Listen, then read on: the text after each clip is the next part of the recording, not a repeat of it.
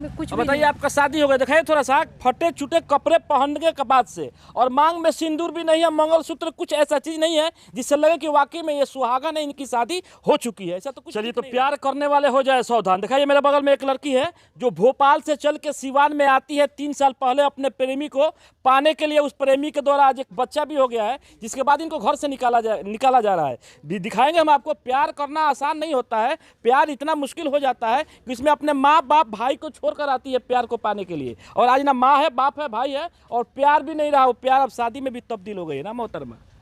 जी। अब तो प्यार आपका शादी हो गया था उसका, जी, अब तो शादी हो गई थी, अब तो बच्चा भी आपका हो गया। और बच्चा भी हो गया है। परिवार में आए हुए 3 साल हो गया आपका, 2 साल हुआ है। 2 साल हो गया। 2 2 साल के बीच में सब कुछ तो हो गया। अब आपको परेशानी क्या हो रही है? हमें तो कुछ परेशानी नहीं थी, और वो लोग तो हमेशा मतलब मार गारी करते रहते हैं। आपको प्रताड़ित किया जा रहा है हर टाइम पे, ना तो पेट भर खाना देंगे। 1-2 साल हो गई, एक भी कपड़ा अभी तक लेके नहीं दिए हैं। ना तो पैर में चप्पल ऐसे ही रहती थी, और ना टॉर्च ना ऑर्च, कुछ भी नहीं। और शादी किए हैं तो शादी करने वाली औरत ऐसे ही रहते हैं, ना तो हाथ में चूड़ियाँ, ना गले में, ना कान में, ना नाक में। और आप बोल रहे हैं कि हमारा शादी हो गया, एक छोटा सा बच्चा भी है। हाँ, है हमारा छोटा सा बच्चा, और हमारा कोर्ट क्या मैरिज। भोपाल में ये नियम है कि शादी के बाद भी मांग में सिंदूर नहीं, मंगलसूत्र नहीं, बिछिया नहीं, ऐसा हो सकता है? नहीं, ऐसा कोई नियम नहीं है।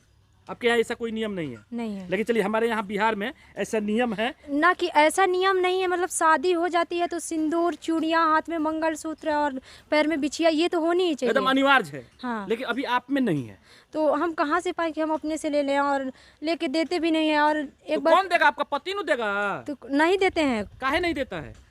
बोलते हैं हम कमाई नहीं करते हैं। क्या करते हो? तो पढ़ाई करने के लिए, इंजीनियरिंग करने के लिए गए थे भोपाल, और एक झुनझुना उधर से लेते हैं आपको। इंजीनियर तो कंप्लीट हुआ नहीं, आप आई और आप भी एक बच्चे को लेकर आ गए इस दुनिया में।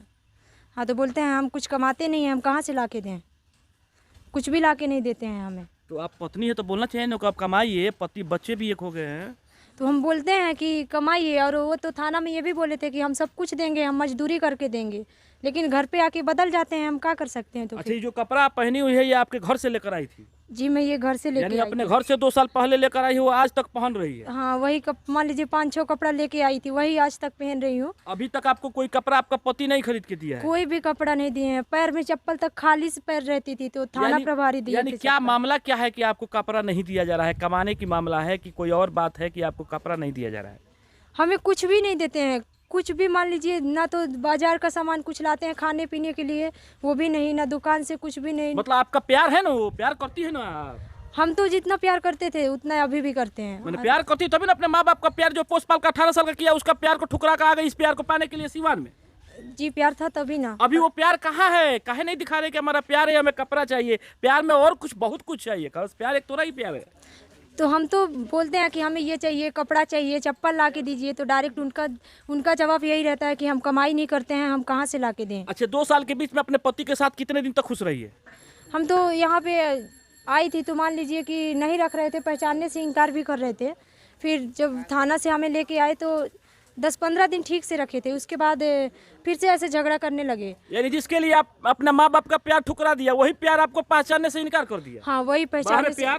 पहचानने से तो उस इनकार समय कर दिया। आपने क्यों नहीं अपने समझा उस प्यार को, कि उस प्यार के लिए एक और अपने बच्चे को भी इस दुनिया में जन्म दे दिया? तो क्या करें, अब बच्चा था, वो तो बोल रहे थे कि अबॉर्शन करा दो और चली जाओ अपना गाँव। हम अबॉर्शन नहीं कराए, इसीलिए ये लोग इतना हमें दंड दे अच्छा, रहे आप हैं। दोनों का प्यार कैसे हो जाता है? भोपाल में तो ये गए थे इंजीनियर करने के लिए, फिर इंजीनियर तो पूरा नहीं होता है, क्यों ऐसा? हम दोनों लोग पढ़ाई कर रहे थे, ठीक है, तो एक ही बस में जाते थे। तो हमारे कॉलेज का एक लड़का था। परेशान क्या चीज़ को लेकर है? अभी तो सब कुछ ठीक चल रहा था, घर पे भी अच्छा से सब लोग रह रहे थे।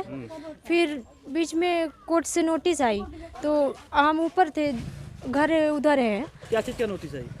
उन्हें डिवोर्स चाहिए, इसलिए कि बोलते हैं कि हमें डिवोर्स चाहिए। तो नोटिस आई तो हम ऐसे लेकर के बोला, वो डाक द्वारा नोटिस आई थी, तो बोले कि साइन करिए। तो हम बोले दिखाइए कौन सी कागज़ है, हम साइन करते हैं। तो उतना में हमारे हस्बैंड आए तो ले लिए बाबू को, बोलते हैं कि दीजिए हमें, तुम पढ़ लीजिए किस चीज़ का कागज़ आया है आपके पास। तो हम बोले ठीक है, तो हम पढ़ने लगे और बाबू को ले लिए। तो बाद में हम देखे तो कोर्ट की नोटिस थी, तो हम कुछ नहीं बोले, बोले चलिए ठीक है। सब कुछ अच्छा चल रही थी, लेकिन बीच में ये नोटिस आई और यही सब बवाल हो गई। फिर बाबू को ले लिए और बोले कि अब अपना नोटिस लो और घर से बाहर निकलो। तो हम खोल के देखे तो उसमें 13 तारीख का था। तो हम बोले इससे पहले हम कहाँ चल जाएं बाहर, और हम दीजिए बच्चा को, हम कपड़ा उपड़ा पहनाते हैं। सुबह हुआ था 8 बज रही थी, तो बोलते हैं अब तुझे कोट अगर बच्चा देगा तो तुझे उस समय मिलेगा। उसी घर में रहती थी? हाँ, उसी घर में हम रहते थे। अच्छा अच्छा। तो बोल रहे हैं कि अब तुझे बच्चा कोट ही देगा, हम बच्चा नहीं देंगे तुझे। अगर बच्चा कोट तुझे देता है तो ले लेना, और नहीं देगा तो नहीं लेना। तो हम बोले कि नहीं, हमारा बाबू दीजिए। हम रोने लगे कि हमारा बाबू दीजिए। तो फिर जो जयराम अंकल है ना, तो बोलते हैं कि ये कौन है जयराम अंकल? वो उनके पट्टीदार ही हैं। तो बोलते हैं कि बच्चा नहीं देना, बिल्कुल बच्चा अब उसको उसके हाथ में नहीं देना।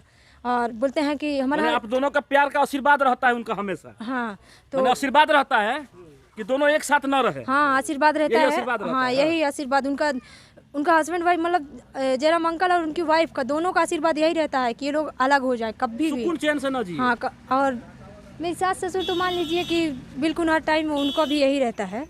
फिर ले लिए बच्चे को और मुझे बाहर निकाल दिए, और अंदर सब लोग होकर ताला लगा दिए।